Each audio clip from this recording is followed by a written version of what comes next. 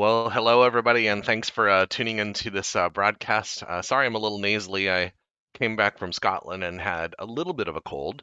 Not too bad though, so it just took me a couple days to recover. Um, so interestingly enough, I want to talk about my trip to Scotland. And if you see this background, this is a view from the Isle of Cumbrae, which is absolutely stunning. And that's some of the things I want to talk to you about. Is we actually went to four different energies.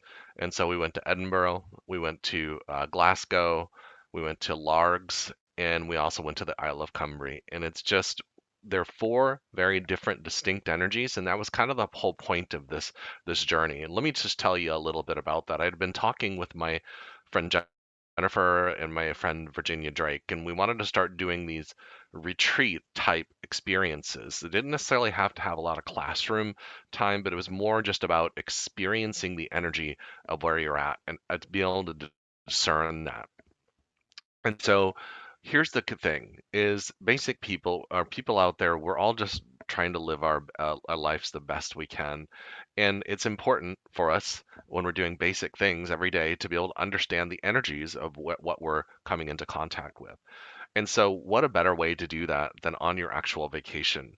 And so, I thought, and I've had some very profound spiritual experiences going to the Mayan ruins and different, just to the beach and different areas. Because what is interesting about how the energy works in the world is that all those areas that we went to, the castles, the museums, the land, everything has an energy in it. And at the basic premise of that, all that energy has the wisdom of everybody that's ever passed through there. So Edinburgh Castle has been stormed, by war, and Mary Queen of Scots was there, gave birth to one of her children there.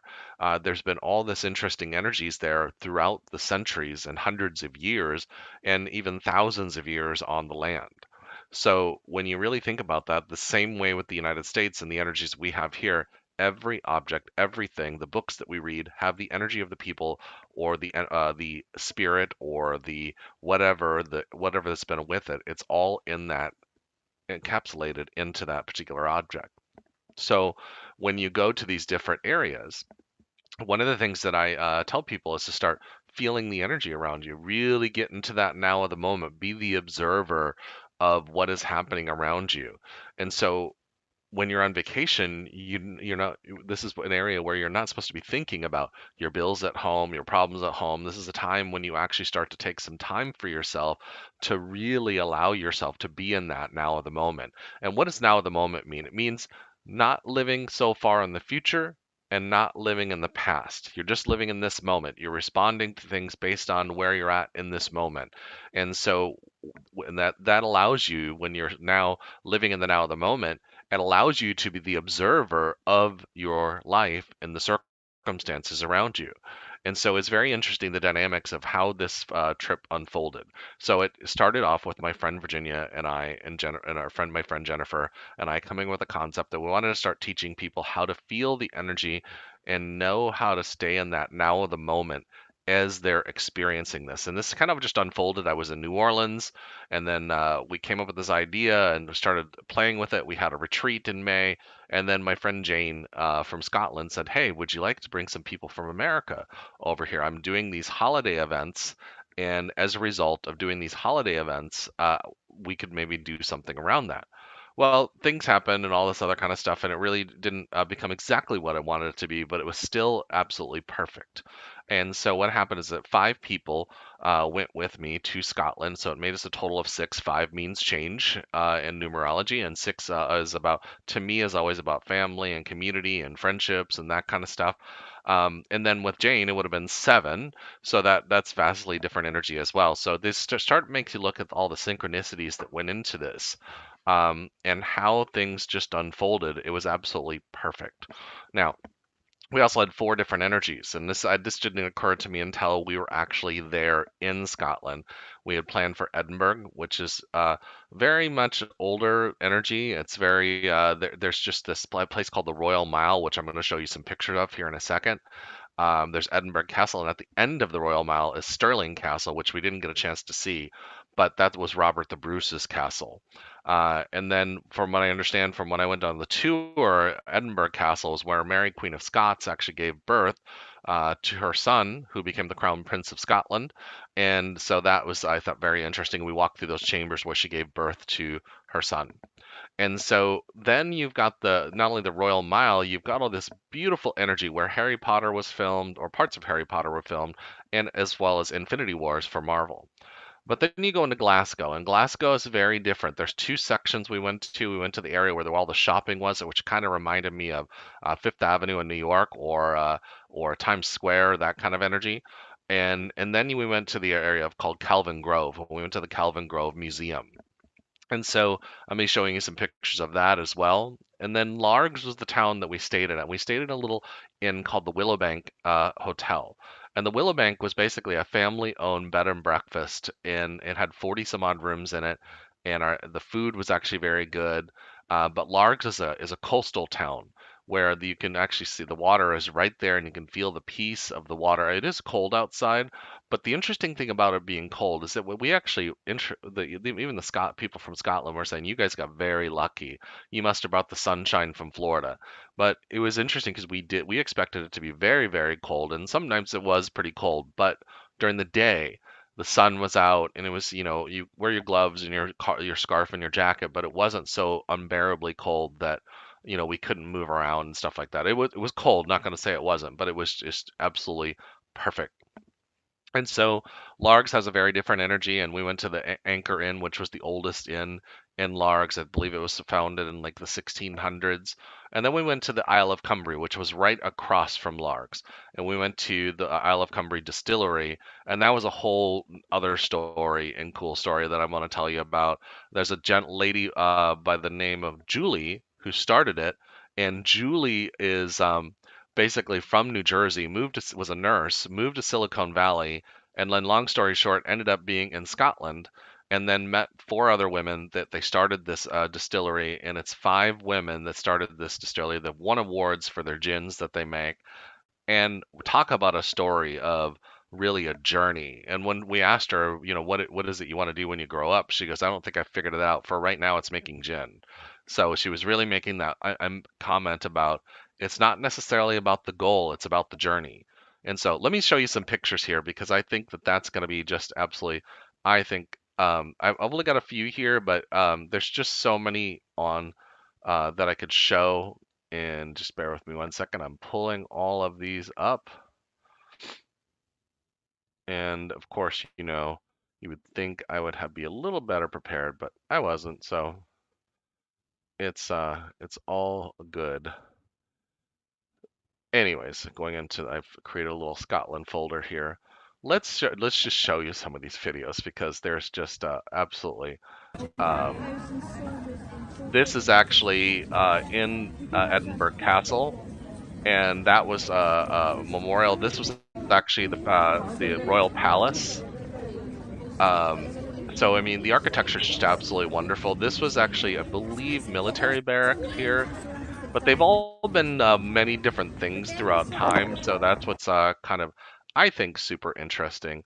And so it's really kind of a lot of these things that they show us. They're like these barracks. There was this one. It was this at one time, and then it was barracks at another time. So let's also go into um, let's check out some more of these video files because I did a lot of videos while I was there, and this is actually looking down from Edinburgh Castle into Edinburgh, and I think this is absolutely wonderful. I mean, just the absolute view, and those statues there are, I believe, Robert the Bruce and um, William Wallace on the front of the castle. So you'll see right there at the doorway, there's two like statues there. Um, but when you get here, you're just so taken by how you're just so taken by the energy of this vast castle. And interesting enough, it's built um, on a volcano. Well, was an inactive volcano, is from what I understand from the tour guide that gave us the tour. And I just thought that was actually pretty cool because when you think about it, we're building their castles, they're trying to get it on top of, so they could see out in their kingdom and protect it, that kind of stuff. And there's a lot to why they would pick certain things. This is another view from um, Edinburgh Castle. I mean, you really start to see this is the view of the whole city and how cool and just the architecture and everything. It's an overcast day, but I thought, even though it's an overcast day, I thought that was absolutely charming uh, for me. Maybe I wouldn't want to live there all the time, experience that, but maybe I would. It's one of those things I do plan on going back. This is the part of the Royal Mile, and in this area, I don't think we found exactly the area where Harry Potter was filmed, but this kind of gives you an idea of that area. And so there's just a lot of cool energies or cool things there. So when you really get there, you kind of feel like you're in the 1800s. That's what I felt. I just really kind of felt like I was in that time period of the 1800s, and this kind of this. I kept on trying to film this man playing bagpipes, and you really couldn't get much because people just kept on coming up and wanting pictures with him, and I was like, would you guys stop wanting to get pictures with him so I can actually get a video of him? But it wasn't working out. So now this is, I think, absolutely wonderful. This is in the train station in Edinburgh. And how cool is that? It's just absolutely beautiful, the details of the architecture in here. And that's Damien fluffing his hair. So, but I mean, you can't you start to look at this thing, and I always get very overwhelmed with joy when I start, even when I've gone to Washington D.C. or New York, when you think about the planning and how they started to build these buildings and stuff like that. But I think that's extraordinary. So now the next one I'm going to show you here is probably my last one in Edinburgh as far as like videos. But I finally did kind of get him playing bagpipes, and then he stopped. So it's like, oh well. And then I tried to stand there, and that's when everybody started to. But I did get him a little bit. I thought that was kind of cool. But I thought it was also kind of cold out for him to be there and um, out there in the kilt. Well, this is a museum called Calvin Grove. So this is what I mean about energy. So I actually was showing my friend Jesse. I said, I want you to touch the stone. We were up on the top floor there, and what I want you to do is just breathe in the energy of this building. And so what happens is if we are energy ourselves, and then this building has all the energy of all the people that have been there, and it was built in like the late 1800s. So it's got all those people that have passed through there, all the artwork and all the wisdom of the artists that created that, and all this stuff that there's stuff from the British Museum. There's stuff there's the whole Egyptian exhibit, and so where you can actually touch one of the sarcophagus, so you can actually feel that. And so Jesse had actually felt on the sarcophagus that it felt sadness, and that actually could be a fragment of somebody's soul. So one of the things that I said to him, I said, just release that soul, and so you can do a little prayer, and you can just say you can go back to your soul and allow it to go back where it came from, because that's what happens in a lot of areas where we've got land where trauma happened or something's been trapped in something, that kind of stuff. We can actually, for some at some times where there was trauma in their life or their life ended, they're stuck here, and for whatever reason, and you can actually say to the soul, you can go back to the wholeness of your soul and allow it to, leave that whatever it is, whatever it's in, sarcophagus or land or whatever.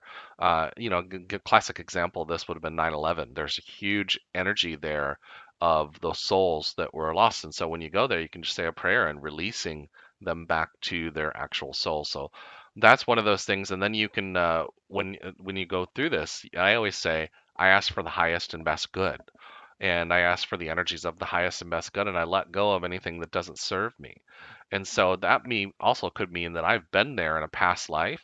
And if I've been there in a past life, then I'm releasing whatever it is that I've taken from there that's no longer serving me, and I'm allowing it to go back into that land or whatever energies are there. And so then I can call back in whatever is there that is no longer that is of mine or of my highest and best good, or it's a frequency that I'm supposed to get. And so that's what I was showing Jesse. So he felt that in the building.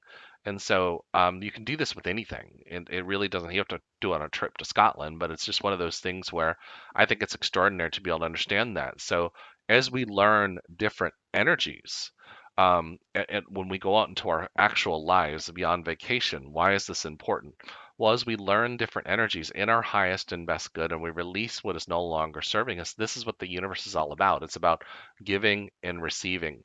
And so, if we can start learning this on our vacation and in a relaxed environment where we can really start sensing these things, then that allow us that when we're in our job, we'll know what to say and how to say it in our careers and with our families. We'll start learning how to discern different energies and be able to fully integrate these lessons we learn on our trips and experiences in our lives. So I think that's actually fairly important when we're starting to learn our spirituality. So other things that let's just kind of go in here. I want to go, well, maybe we can share the screen here and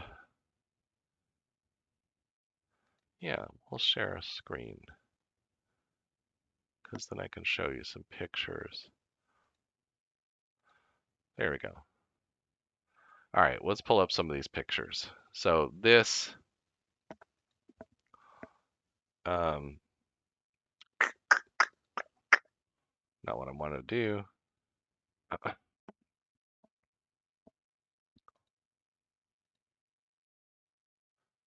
Yeah, here we go.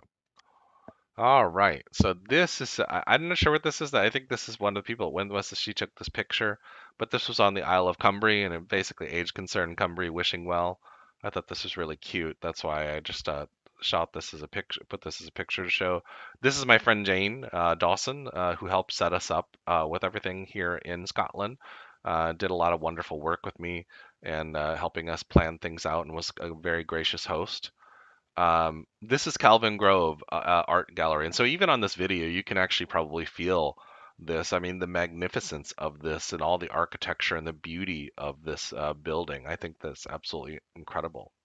This is inside Calvin Grove, and you can kind of see the ceiling. And this is the actual pipe. What do they call it? Pipe organ or something like that. I can't remember. And we just missed the concert by the time we got there, but I thought that was absolutely. It's still just absolutely beautiful. This is actually the top of the Isle of Cumbrae, and this is my friend Jesse did this panoramic view of it. If you see in my default picture, there is a picture of me standing up there, which just I was just overwhelmed with how incredible this place was. It's just absolutely beautiful. This is one of the churches that you could see from Edinburgh Castle, and it's just and what I love about how overcast it was. It just really brought the charm of the city out. And I'd always heard it was kind of a lot of times overcast in Scotland and stuff in the United Kingdom, but this just it never I never understood that it would be this charming. And the Scottish people are just as charming. This is a church in Largs, the town that we stayed in, and this is us getting Waco on our tour. We were all pretty exhausted by this point in time because we just had a busy day the day before. This is Edinburgh Castle. Again, some more shots from Edinburgh Castle. Damien trying to look posh. This is a shot on the Isle of Cumbrae, and this kind of gives you an idea. These are different little islands often here, but so this is the other thing is like so we were in Edinburgh, a lot of city energy, old energy, that kind of stuff. And then we come out to an island. There's only 1,200 people that live on this island, and so this is very peaceful and very just very just very healing. So all very different energy, and you can just see the beauty in the sky here. Um, This is in Edinburgh. This is called the Scotsman, which is a hotel there just before we got out of the train station. Again, the Isle of Cumbrae, and just to kind of give you the detail of the architecture. This is actually a video I didn't show you. This is Glasgow University in Glasgow, and this just took me for just a moment. And we actually didn't get to see this, but this night we were there. Later on that night, the Northern Lights came out. and they could see them above Glasgow. But I didn't get to see that. But I just really loved this shot, and to kind of give you an idea of the area I was in Glasgow. This is also in Glasgow. This is kind of their shopping area, and this just reminded me. I felt like I was in New York, and this just was, but without all the very tall buildings. But you can tell they're really into Christmas, and this is Calvin Grove again. Glasgow is the largest city in Scotland. Um, and it shocked me because I would have thought Edinburgh would have been. I mess up that name, by the way, all the time, so apologize for that for the people that are from Scotland. But this kind of gives you. I was just kind of walking through the street here. This is again. I think I've already showed you this. This is the train station. I've already shown you these pictures, but yeah, just to kind of give you an idea. I mean, it's just the things that somebody asked me. What was my biggest uh, spiritual lesson? Well, there's a lot of things when you really think about it. Leading up to this trip, I had so many things that were happening. I mean, to the point where that first 3 weeks, I mean, before we went on this trip, I've been stepping fully into entrepreneurship, and because I've always been kind of a part-time entrepreneur. There was all, the stress of that going on, maintaining the customers and working with them and clients, that I'm doing coaching sessions and healing sessions with, on top of moving my apartment out and then getting prepared to go to another country on another continent. And so these are things where, and then I had to come back to the United States and then finish everything out fully in my apartment. I didn't even get a chance to rest from the jet lag, which is probably the reason why I'm a little sick. But these are things that you have to start thinking about and planning ahead of time. And it wasn't one, and this is the interesting part, is that I was actually planning a lot, but all these things just kind of unfolded on each other all at once. So you can just imagine the amount of overwhelmed I was, and then worried about having enough finances and all that other kind of stuff. And everything worked out perfectly. I mean, literally, it couldn't have worked out more perfectly. And yeah, so one of the things that really started coming to me is that if you could do this, and with this group of people, what else could you do? And, you know, here's the key thing is that we have to be grateful. These are the things I got out of this. We have to be grateful for where we're at right now and all the beauty that we have around us right now. And we stress about things that we can't control. But the truth is that if you can't control it, if there's nothing you can do about it, then why are you stressed about it? And I'm just as guilty as everybody else. And so we get upset because people are not acting the way we want them to act. We get upset because the circumstances aren't exactly the way we thought they were going to be, or, we have assumptions of the way it's going to be. And as a result, the biggest thing you can do is just let go. Let go and let things fall into place as they need to, because there is a higher power in this world and in this universe that actually has a bigger plan than we seem to think we have. And so interesting enough, because I always took the idea of letting go as a way of giving up, or as a way of being of service. I felt it was something that would really hit my ego. But the truth is that when we let go and just allow things to be exactly the way they need to be in the moments that they need to be, then things will actually fall into place exactly the way it should be. It's going to be beautiful. So I can't even express to you how amazing this trip was for me. And, just to kind of give you, just seeing a couple more pictures here that I want to pull up, um, because I want to show you these real quick, and then we'll probably wrap up here in a second. But it's just, when I tell you this is I think his name is Magnus. So in Largs was attacked by the Vikings, I believe, in about the 1200s. So vastly different energy from Edinburgh and Glasgow. Glasgow is more of a city vibe. I felt like I felt like a time portal back into the 1800s, um, in Edinburgh. But in Largs, it's a very quaint little town. Everybody's friendly. Everybody's kind. Well, everywhere you go is friendly and kind. And this is in Edinburgh. You can just see you can feel in the pictures the vast difference in the energy. And this is kind of out in the countryside. But, I mean, it's just one of those things where how often, and this is actually, I thought this was really funny. A couple of us took different pictures of the train station. Now, the interesting part about the trains, not all the trains have on it where they're going. So you know you're at the platform. I had a an app called it was basically helping me discover know where my platform was at, and you can ask questions. But a lot of times you'll see signage on the side of the train that said this train is going to such and such. There is none of that. Well, there is I noticed in Edinburgh, but not in a lot. All the trains are like that, so you have to really pay attention to where you're at. But I found this just very charming too, being on the trains and getting places. I love the fact that I don't have to have a car and really go places without a car. That to me is like the best thing in the world. I love my independence and I don't like to have to pay for car insurance and all that kind of stuff, which I do anyways. But it just the idea of living in an area where I can just get to the countryside and anywhere I want to go very easily through the trains and buses and taxis, that to me is just living the dream. And so there's a lot of things that I can say about Scotland. There is a mystical energy there. There's no way other way to say it. There is a mystical energy, and it's because, like I was saying earlier, there's an energy of thousands of years and the people that have lived there and everything that's gone on there throughout the thousands of years that this land has been there. And so you can feel that. You can feel that energy there. And like I was saying, the lessons I got was live in the now of the moment and just allow things to happen and unfold exactly the way they should. Now, I'm pretty much feeling I'm going to go back to Scotland or the United Kingdom sometime for a few months next year. I really feel that that's going to happen. And also connect with my friend Daniela, who lives in between Northern Ireland and Portugal. But we'll see what happens because I'm going to go there to teach and write. And I had one gentleman named Gordon. We're going to potentially do a paranormal investigation. I do have a paranormal investigation coming out for the Hacienda Hotel here, probably in the next couple weeks, because now I have some time to get it done.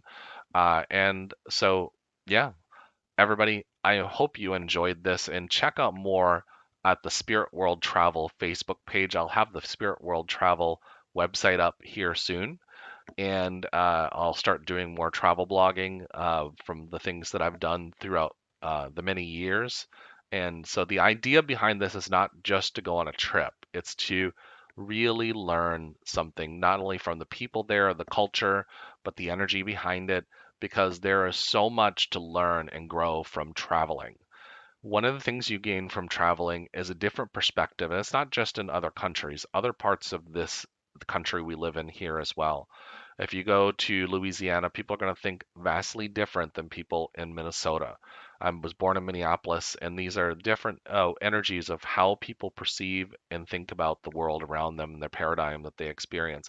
And so, if you can start to open your mind and heart up to different ideas and different cultures, then you'll start being a more well-rounded person and soul, and you'll help yourself grow. And that's usually what I gain out of traveling. And the Scottish people, not only were they kind, there was little quirky things that they do that are different from our culture, but that just made them even more charming.